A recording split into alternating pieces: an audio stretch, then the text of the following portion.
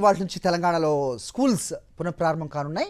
విద్యా సంవత్సరం ప్రారంభం సందర్భంగా స్కూల్స్ను అలంకరించారు ఉపాధ్యాయులు. ఈ విద్యా సంవత్సరం నుంచే సర్కారీ బడుల్లో ప్రీ ప్రైమరీ తరగతులు ప్రారంభించడానికి ప్రభుత్వం గ్రీన్ సిగ్నల్ ఇచ్చింది. మొత్తం 210 ప్రభుత్వ పాఠశాలలో నర్సరీ, ఎల్కేజీ, యూకేజీ ప్రారంభించడానికి గ్రీన్ సిగ్నల్ ఊపింది రేవంత్ ప్రభుత్వం.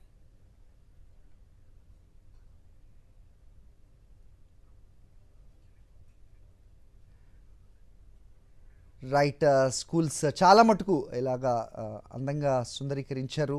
సో ఇవాళ మళ్ళీ స్కూల్స్ పునఃప్రారంభం కానుండడంతో అక్కడ విద్యార్థులతో స్కూల్స్ అన్నీ కూడా సందడి వాతావరణం అయితే కనిపిస్తోంది. మా కరెస్పాండెంట్ దిలీప్ ఉన్నారు ఫిల్మ్ నగర్లో, మాట్లాడదాం. దిలీప్, ఏ స్కూల్ దగ్గర ఉన్నారు, ఏంటి మీ దగ్గర ఇన్పుట్స్? సారి చూసుకోవచ్చు, మనం ఫిలిం నగర్లో ఉన్నటువంటి ప్రభుత్వ పాఠశాలలో ఉన్నాము. సో నేటి నుంచి బడి గంటలు మోగనున్నాయి.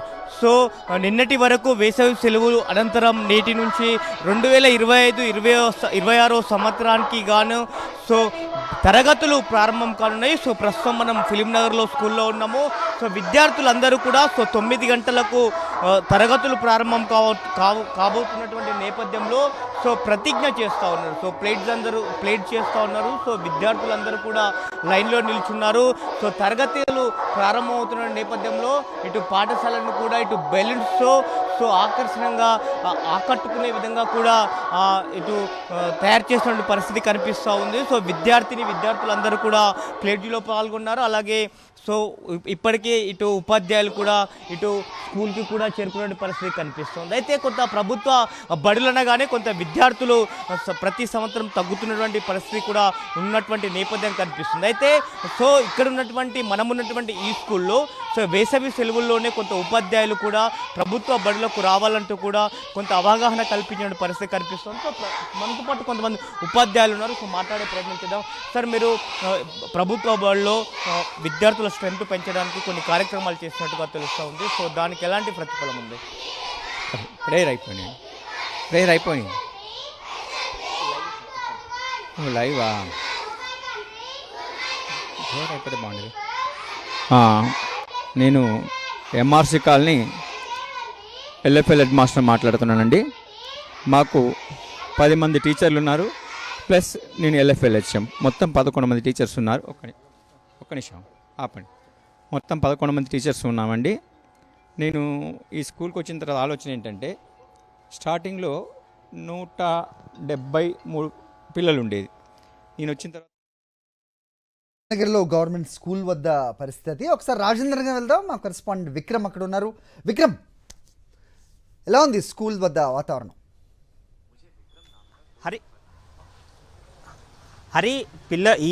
ఈరోజు ఉదయం వర్షం కురవడంతో కొంత పిల్లలు మందకొడిగా వస్తున్న పరిస్థితి ఉంది. మనం ప్రస్తుతం రాజేంద్ర నగర్ మండలం ఎర్రబోడ పాఠశాల వద్ద ఉన్నాము. ఇప్పుడిప్పుడే విద్యార్థులంతా కూడా చేరుకుంటున్న పరిస్థితి ఉంది. కొంత పండగ వాతావరణం క్రియేట్ చేసే పరిస్థితి ఉంది. మనం చూసుకోవచ్చు, ప్రత్యేకంగా ఈ బడిబాట కార్యక్రమాన్ని కూడా నిర్వహిస్తున్నారు. ప్రభుత్వ పాఠశాలలో గత 2-3 ఏళ్లుగా కూడా విద్యార్థుల సంఖ్య గణనీయంగా పడిపోతున్న పరిస్థితి ఉంది. ఈ నేపథ్యంలో విద్యార్థులను ఆకర్షించేందుకు పూర్తిగా ఆంగ్ల మాధ్యమంలో ఇక్కడ ప్రభుత్వ పాఠశాలలో విద్యను బోధించే ప్రయత్నం చేస్తున్నారు. అదేవిధంగా ప్రీ ప్రైమరీ స్కూల్స్కు సంబంధించి నర్సరీ, ఎల్కేజీ, యూకేజీ కూడా ఈ సంవత్సరం నుంచే ప్రారంభిస్తున్నారు. మనం చూసుకోవచ్చు, దాదాపుగా ఈ సంవత్సరం 210 ప్రభుత్వ పాఠశాలలో నర్సరీ, ఎల్కేజీ, యూకేజీ తరగతులు కూడా ప్రారంభించేందుకు ఏర్పాట్లు చేస్తున్నారు.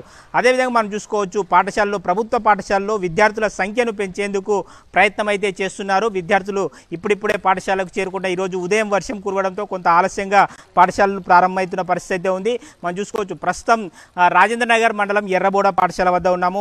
మేడం, చెప్పండి, విద్యార్థుల సంఖ్య ఎట్లా ఉంది? విద్యార్థుల సంఖ్య ప్రభుత్వ పాఠశాలలో పడిపోతుందిగా, ఎట్లా చూడవచ్చు? గుడ్ మార్నింగ్ అండి అందరికీ. మాది ప్రాథమిక పాఠశాల ఎర్రబోడ.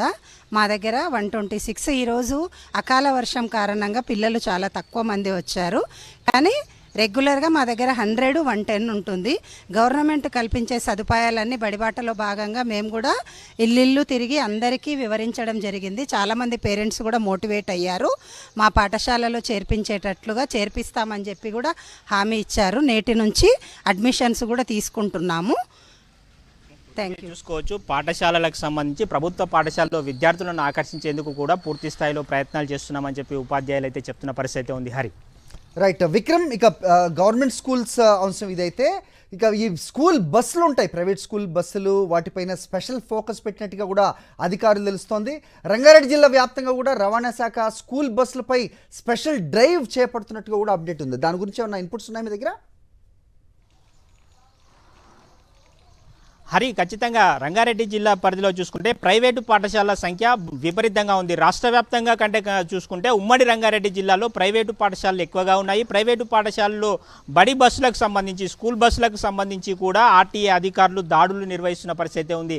ఎక్కడైతే ఫిట్నెస్ లేకుండా బస్సులు నడుపుతున్నారో వాటిపై చర్యలు తీసుకుంటామని చెప్పి రవాణా శాఖ అధికారులు చెప్తున్నారు. ఇప్పటికే పలు ప్రాంతాల్లో దాడులు కూడా నిర్వహిస్తున్న పరిస్థితి ఉంది. అక్కడ ఫిట్నెస్ లేని బస్సులకు సంబంధించి వాటిపై చర్యలు తీసుకునేందుకు అధికారులు అయితే సిద్ధమవుతున్న పరిస్థితి ఉంది. ఉమ్మడి రంగారెడ్డి జిల్లా వ్యాప్తంగా ఇటు మేడ్చల్, ఇటు రంగారెడ్డి, వికారాబాద్, ఈ 3 జిల్లాలు ఉమ్మడి రంగారెడ్డి జిల్లా పరిధిలో ప్రైవేటు పాఠశాలల సంఖ్య విపరీతంగా ఉంది. ఈ నేపథ్యంలో ఈ బస్సులకు సంబంధించి ఎక్కడైతే ఈ ఫిట్నెస్ లేకుండా నడుపుతున్నారో ఆ బస్సులకు సంబంధించి, ప్రైవేటు పాఠశాల బస్సులకు సంబంధించి దాడుల ప్రక్రియ కూడా కొనసాగుతుంది. అనుమతి లేకుండా విద్యార్థులకు ఎటువంటి ప్రమాదం జరగకుండా పూర్తి స్థాయిలో జాగ్రత్తలు తీసుకుంటామని చెప్పి రవాణా శాఖ అధికారులు చెప్తున్నారు. హరి, ఆల్ రైట్ విక్రమ్,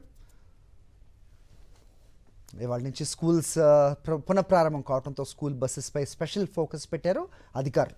రంగారెడ్డి జిల్లా వ్యాప్తంగా కూడా రవాణా శాఖ స్కూల్ బస్సులపై స్పెషల్ డ్రైవ్ నిర్వహిస్తోంది. ఆర్సీ, అలాగే డ్రైవింగ్ లైసెన్స్, బస్ ఫిట్నెస్, ఇన్సూరెన్స్లను క్షుణ్ణంగా తనిఖీలు చేస్తున్నారు అధికారులు. 60 ఏళ్లు పైబడ్డ డ్రైవర్స్ ఉంటే అధికారులు చర్యలు తీసుకుంటున్నారు. రాజేంద్ర నగర్, ఆరాంగఢ్, ఆపా జంక్షన్, శంషాబాద్, షాద్నగర్, చెవెళ్ల, మియాపూర్ ప్రాంతాల్లో అధికారుల తనిఖీలు కొనసాగుతున్నాయి.